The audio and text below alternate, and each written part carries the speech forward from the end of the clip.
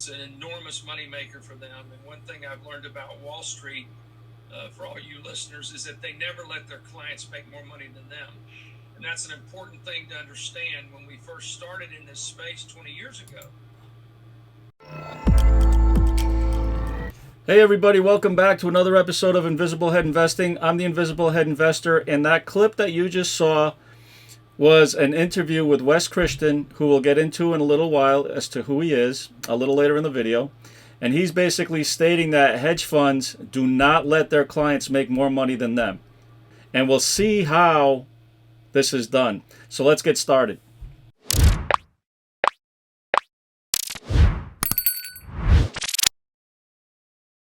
Okay, so I'm sure a lot of you have already seen that the evidence is mounting against the hedge funds, and the numbers don't lie, that naked shorting is happening, and that they're using naked shorts and and creating synthetic shares to artificially suppress the price of AMC, Gamestop, and other meme stocks. Okay, so let's take a look at this. So a couple of days ago, AMC reported that as of June 2nd, according to Adam Aron's tweet, AMC has a share count of 501,780,240 shares. Now, this is after the recent share dilutions where we went from about 450 million up to over 501 million. Adam Aron also stated that the number of shareholders in the U.S. and abroad is 4.1 million retail investors, and the average number of shares held by these retail investors is 120 shares. Now, retail investors hold about 80% of the float, which breaks down to 492 million shares held by retail investors, apes, part of the community. Okay? According to Yahoo Finance, the percentage of shares being held by institutions is 23.33% of the available float, or 117,065,330 shares. Okay, and according to Ortex a couple of days ago, the short interest was 102.3 million shares, or 20.4% short interest. Now, let's look at all the numbers. Let's add everything up, and you'll see that the numbers just don't add up. Okay, so the total float, like I said, was over 501 million. All right, 4.1 million retail investors holding about 120 shares equates to 492 million shares being held by retail investors. Number of shares held by institutions is 117,065,330, and the number of reported quote-unquote short shares is 102,300,000, which means that the total quote-unquote available shares is over 711 million shares. So if you look at this, we have 501,780,240 shares available of total float, but based on this data, over 711 million shares are accounted for, which means that there's over 209 million synthetic shares floating around. Now let's talk about Wes Christian and who he is. He's an attorney who's been battling hedge funds for well over 20 years. And if we look at his LinkedIn profile, there's a video posted on there that I'd like to play for you guys. March 2005, the Senate Banking Committee confronted then SEC Chairman William Donaldson with a story about Frank DeBrookie's company, the Nevada-based real estate holding company Global Links. An investor named Robert Simpson had set out to prove that small companies were indeed frequent targets of abusive naked short sellers. Simpson placed an order for $5,000 worth of stock in Global Links.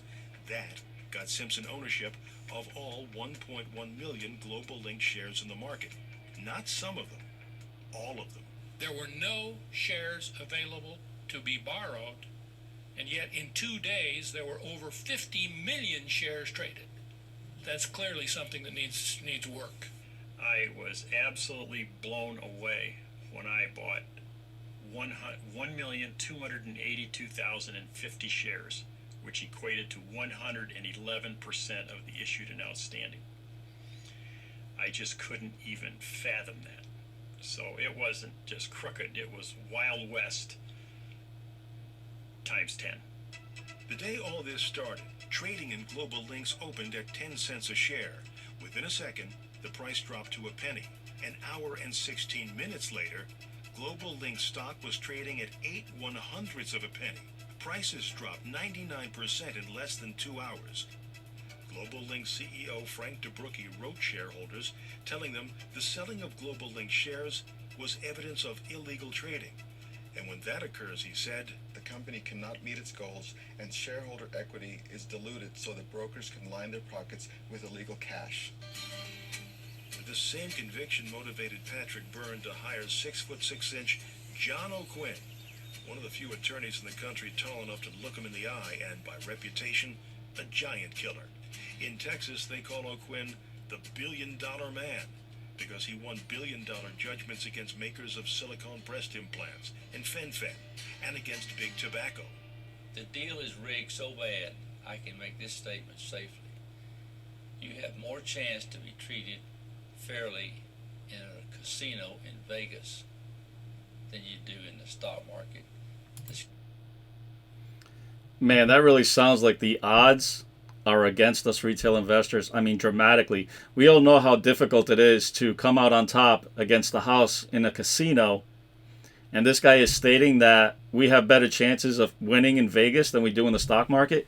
I mean, that's insane. And now this video came out years ago. This stuff was happening in 2005. There's litigation on this. And the SEC has done nothing. All right, they put some laws into place and left loopholes there on purpose so that the hedge funds can take advantage of those loopholes. And the general public thinks that, hey, everything is okay, naked shorting is illegal, they're not doing it. And the evidence is mounting. Everything that we're seeing now with AMC and Gamestop is pointing that there's something wrong and that this is still going on and that it's probably worse than it's ever been. And the only reason that we're hearing about the SEC investigating, and I'll get into something a little later talking about this, is because of our community. It's about all the noise that the Reddit community and the apes are making in this community. That's why this is coming to light. All right? The media tries to suppress this information, but the community's gotten so big that they can't suppress it anymore. Security industries has things rigged to where they can deal from the bottom of the deck regarding your stock and your money. O'Quinn's co-counsel is another Houston-based attorney, Wes Christian. Together they represent some 20 U.S. companies that all claim damage from naked short selling, including Overstock, Sedona Corporation, and Taser. They represent Overstock in a lawsuit seeking $3.5 billion in damages from Wall Street's biggest prime brokers, accusing them of executing short sales with no intention of delivering stock, causing Overstock's share price to drop.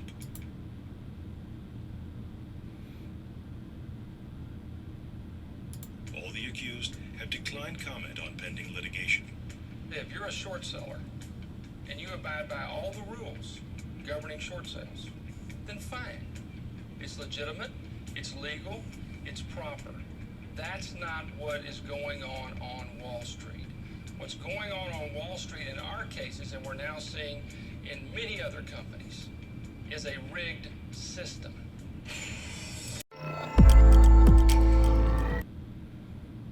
Wes Christian said it. The system is rigged. It's been rigged for decades, and nothing's been done about it. Okay? It's a cover-up. We have to continue making the noise that we make. We have to continue sharing this information so that more people become aware of it. The general public, for the most part, is probably still unaware of what's going on. So the more noise we make, the more society becomes aware of it. And then the more backlash the SEC and these hedge funds are going to get, that the SEC is going to be forced to make the necessary changes to try to make Wall Street a fair marketplace for everybody. Okay, now I want to play another clip from Wes Christian. This was an interview that he did on Super Stonk's YouTube channel. I'll share the link down below. And let's take a look at what Wes had to say.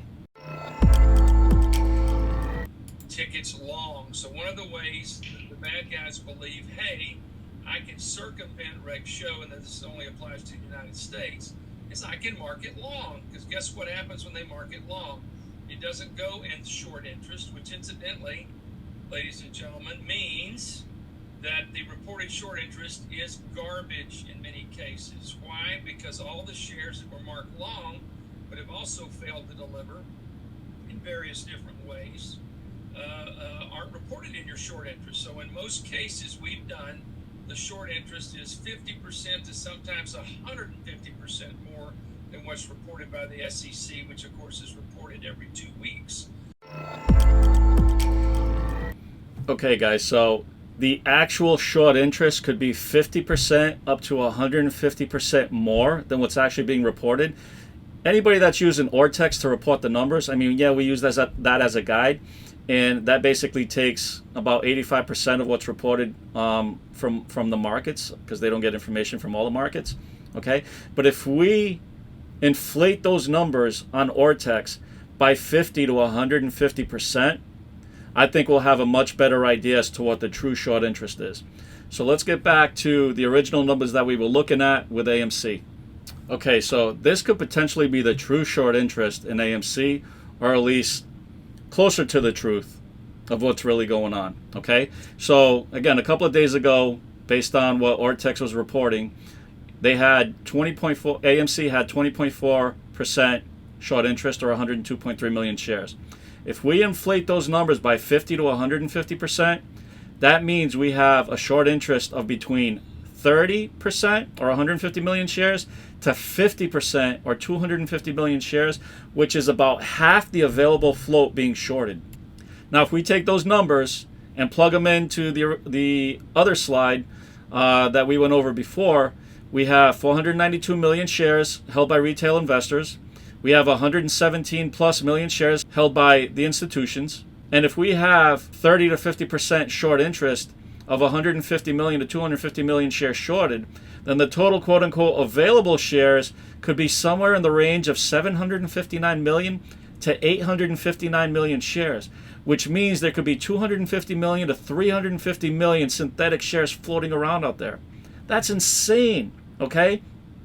How can they continue to do this, and how can the SEC not know this is going on? All right, they know. I'm telling you guys, they know. Earlier, I made a comment about an SEC investigation, so I want to give a shout out to Randall Cornett for posting a video on his YouTube channel about something that he found on the GameStop quarterly findings. I'm going to put a link to that video down below. Okay, but let's take a look at this interesting paragraph that's highlighted in the GameStop quarterly filings. Now, on May 26, 2021, we, meaning GameStop, received a request from the staff of the SEC for the voluntary production of documents and information concerning an SEC investigation into the trading activity in their securities and the securities of other companies. Okay, so could those other companies that are mentioned in those quarterly filings be AMC, COS, Bed Bath & Beyond, BlackBerry, some of the other meme stocks that are being talked about in Reddit? I think so. So again, I've talked about this in other videos about what's going on with stock manipulation. I'll leave a link up above for you guys to check out that video if you want. I really appreciate you guys staying to the end and watching the video. Please leave some comments down below. Let me know your thoughts on this. Again, thanks for watching. I'll see you guys in the next video.